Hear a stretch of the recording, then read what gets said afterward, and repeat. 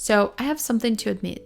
I've been in a bit of a slump when it comes to learning Greek lately. And when I say lately, I mean for about a month now. So it first started several weeks back when I just stopped feeling like doing anything for my Greek. And at that time, I thought, you know what? It's fine. I don't have to be studying every single day or even every other day. So I took a week off, but doing that didn't really make me want to go back to Greek. And then I took another week off. I tried to study a little bit here and there, but I just couldn't really recover my passion or enthusiasm for Greek. And at that point, I realized that it wasn't really a burnout or me being tired and not having energy, because guess what? I started thinking about going back to Polish. That means that the problem is not my energy levels or anything like that. Greek is the problem. I think that I've reached this uncomfortable stage of being a beginner where you really want to give up.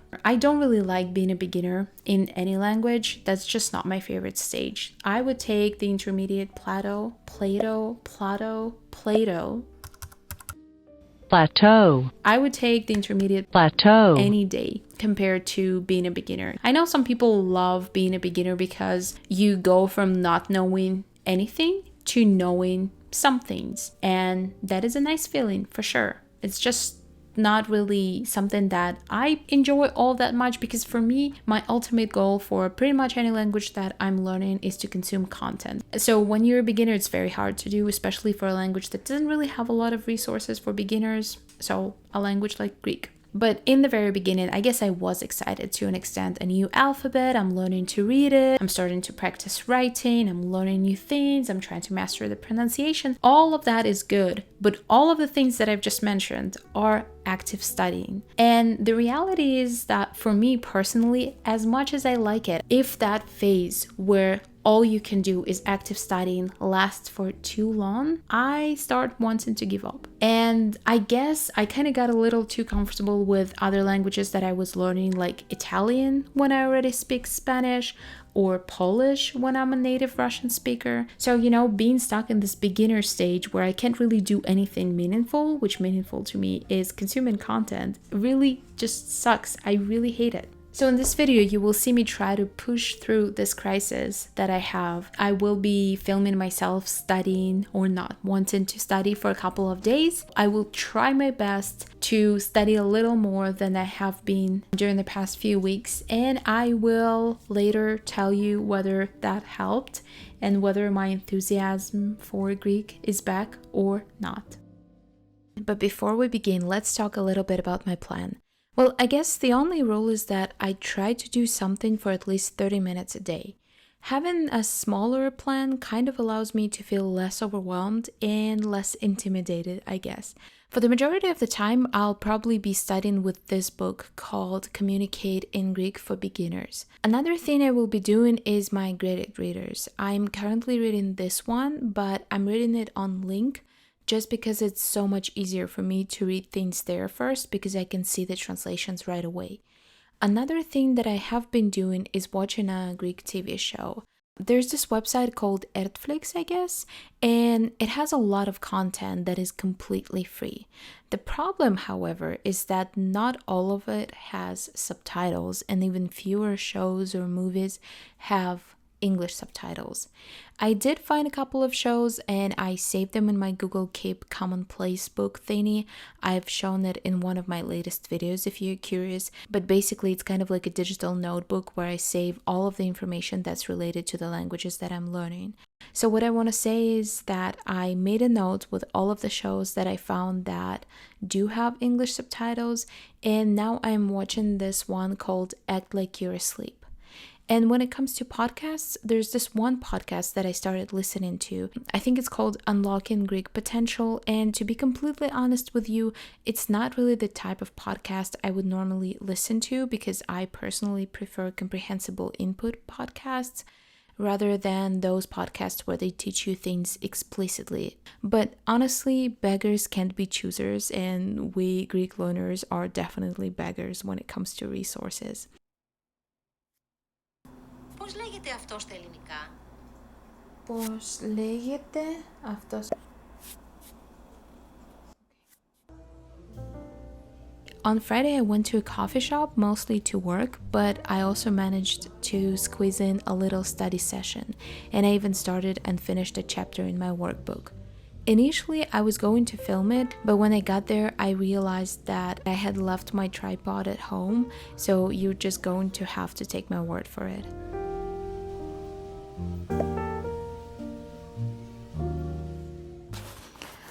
Πώς τη λένε?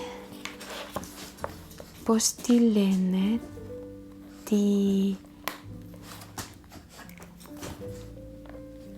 λένε? Okay, it is Sunday today. I totally missed a day. I did not study on Saturday. And even though it's not really a big deal, my first thought when I realized that no studying was gonna happen on Saturday was something like, now I have to refilm this whole vlog from scratch, basically. And then I was like, wait a minute, but why do I think that because I missed a day, I now have to film this vlog all over again? If the whole point of me filming a vlog about how I am struggling to stay consistent with Greek is to show you how I'm struggling to stay consistent with Greek. So yeah, as you can tell, I did not start this vlog from scratch. I decided to continue. And then another thing, I guess, is that as much as I would love for these vlogs to be super representative of how I spend my days studying or not studying, the truth is that I don't think it's possible. There are definitely days when I know for a fact that I would not be studying if I didn't have to film. And then other days, like that particular Saturday, I think partially I didn't really do anything for Greek because thinking about studying and then also having to film that made me not want to study. So yeah, as much as I want these vlogs to be representative so you guys can see both the ups and downs of the process, I don't really think it's 100% possible. So please keep that in mind. But here I'm just studying with my Communicate in Greek for Beginners textbook. Nothing really new. A lot of these topics I've already covered with my other textbook, so it's kind of like a review for me. But yeah, this is just how my weekend has gone in terms of studying. Που τα σκέφτεται καλά. Αυτά λες ρηλήθηκε. Θα μου λείψεις. I didn't really do any active studying on Monday, but I did watch my Greek show for 2 hours, which is not bad at all. I don't think I've mentioned it, but right now I'm not really trying to sentence mine or write down words from the show that I'm watching. I simply watch it and I try to pay attention to what is said and compare it to the English subtitles. I feel like at this stage of learning, I need the shows to basically motivate me not to give up. And then anything else I get from them, like getting used to how things are pronounced or picking up a word here and there, is just a bonus. Ναι, γι' αυτό αύριο το απόγευμα θα είμαστε όλοι στη μεγάλη διαδήλωση από την Ομόνια. It was finally time to pick up one of my graded readers. They're still pretty hard for me, so the best way for me to go through them is to upload them to Link, which is what I mostly use for reading in my weaker languages. Link also recently added this feature that allows you to transcribe audio. So instead of having to type the stories in manually onto Link, I was able to just upload the audio and then have it transcribed for me. But because the transcript was not 100% perfect, it was kind of making it harder for me to read since I'm already struggling with so much unknown vocabulary in the first place, and then I'd also have to look out for any potential mistakes. And yeah, I know I could have manually corrected them, but it just didn't feel like it. So after having been stuck on this story for over a month, I decided to just use both the printed version and the transcript on Link. So basically what I was doing is I was reading the physical book, and whenever I needed to look something up, I'd just press on the word in the app and see the translation immediately instead of having to look it up manually. And just like that, within an hour, I was done with the rest of the story.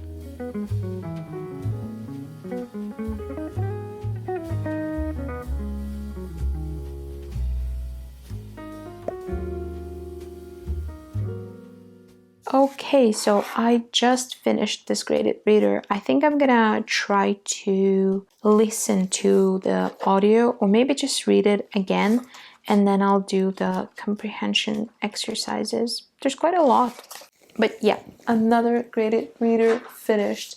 I do have a ton right here, but I only have 3, I think, for the easiest level 1, and then I also have a couple for level 2, but given that level 1 is still hard for me, I'm not really sure when I'll be able to tackle the more difficult ones, but we'll see. Hopefully soon. I think for me, these little things really help with motivation, besides the fact that they also help you remember a bunch of words. So yeah, I guess this is going to be my project for the next couple of weeks.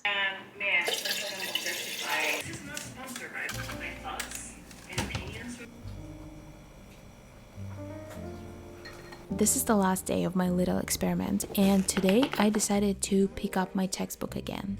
So far, I have been mostly successful when it comes to my goal of spending at least 30 minutes a day on Greek, and I think having such a small goal plus filming this vlog as a way to share my frustrations, but also a way to hold myself accountable, have definitely been helpful. I still feel very impatient to see results, and as much as I'm happy with the progress I've made this last week, I also have this voice in my head that keeps telling me that if I keep going at this super slow pace, I'll be stuck at this uncomfortable beginner stage for even longer. And I've thought about it, and I think I have sort of come up with a solution to this. I'm not sure I've mentioned it on my channel before, but a couple of months ago, I decided to make Greek my main focus. But unlike before, when I would have a main language, a secondary language, and a maintenance language, for example, in the beginning of the year, I had Italian as my main language, Greek as my secondary language, and then Spanish as my maintenance language. This time I decided to cut back basically on everything that was not my main focus. So everything that was not Greek. And because of how difficult Greek is, how low my current level is, plus how hard it is to find immersion materials for beginners, that basically meant that yet again I was removing all the fun activities from language learning, and I basically left myself with active studying only. So to bring back activities that I really enjoy, like listening to podcasts or watching YouTube videos about topics that I'm interested in, I probably will be bringing back one of my stronger languages that I've put on hold, potentially Spanish, so that I have something fun to do while I'm working on expanding my vocabulary and grammar knowledge in Greek. I'm really hoping that this will help me feel less impatient with my slow progress in Greek, and then at some point, however long that takes me, I'll feel comfortable enough to tackle content that feels way too difficult right now. So now that you know how I feel about being a beginner in a language, I'm really curious to know your thoughts. Is this a stage of learning a language you like? Is this a stage you hate, just like I do? Please let me know in the comments down below. And I also welcome any advice for what to do when you're feeling stuck, because I'm getting a little desperate here. But with that being said, I'm going to wrap up this vlog.